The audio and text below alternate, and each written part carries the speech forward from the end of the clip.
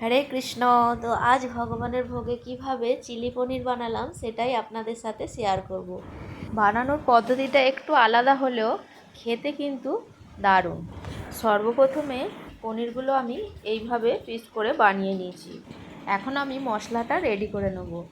তো এখানে আমি 1 বাটির মতো পাকা টমেটো দিয়ে দিলাম, আর দিয়ে দিলাম 2 চামচ গোটা ধনে, 1 চামচ গোটা জিরে, আর স্বাদ মতন কয়েকটা শুকনো লঙ্কা, আর কিছুটা আদা, আর দিয়ে দিলাম বেশ কিছু কাজু বাদাম।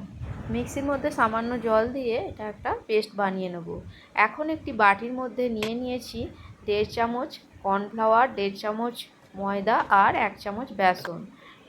এবার প্রয়োজন মতন লবণ আর হলুদ দিয়ে অল্প অল্প জল দিয়ে একটা ব্যাটার বানিয়ে নেব। ব্যাটারটা বেশি ঘন হবে না, স্ট্রাকচারটা দেখুন এমনই ঘনত্বে রাখতে হবে।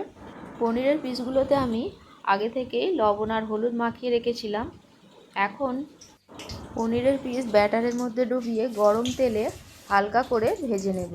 পনিরগুলো এখানে মোটামুটি হালকা করেই ভাজতে হবে, খুব বেশি ডিপ ফ্রাই করলে পনিরগুলো কিন্তু শক্ত হয়ে যাবে।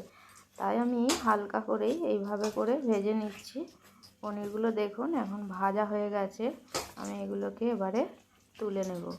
পনিরগুলো আমি এখানে এইভাবে পিস করেছি, আপনারা চাইলে ছোট বড় যেরকম ইচ্ছা পিস করে নিতে পারেন। তো পনিরগুলো এইভাবে করে আমি তুলে নিচ্ছি। দেখুন পনিরগুলো সব রেডি হয়ে গেছে ভাজা। এখন ওই কড়ার মধ্যেই তেল কমিয়ে নিয়ে অল্প একটু তেলে দিয়ে দেব গরম মশলার ফোড়ন। গরম মশলার মধ্যে আমি দিয়েছি দারচিনি, লবঙ্গ, এলাচ, আর দেব একটু কারি পাতা। ফোড়নটা ভালো করে ভাজা হয়ে গেলে এবার এর মধ্যে দিয়ে দেব কিছু ক্যাপসিকাম। আমি এখানে একটা ক্যাপসিকাম নিয়েছি, আর ক্যাপসিকামটা এখানে হালকা করে ভেজে নিতে হবে। আর এখানে আমি দিয়ে দিলাম প্রয়োজন মতন হলুদ দিয়েও হালকা ভেজে নেব। এবারে আগে থেকে মিক্সিতে যে মশলাটা বানিয়ে রেখেছি সেই মশলাটা এর মধ্যে দিয়ে দেব।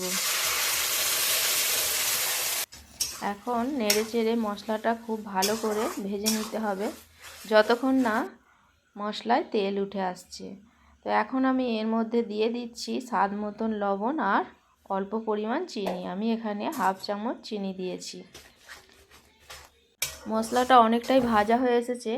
এখন আমি এর মধ্যে দিয়ে দেব 1 চামচ গাওয়া ঘি। আমি এখানে বাটার ব্যবহার করব না, তাই এখানে আমি এখন ঘিটা দিয়ে দিচ্ছি। যদি বাটার দেওয়া হয় তাহলে বাটারটা লাস্টে দিলে হয়, তবে ঘিটা এই সময় দিলেই বেশ ভালো হয়।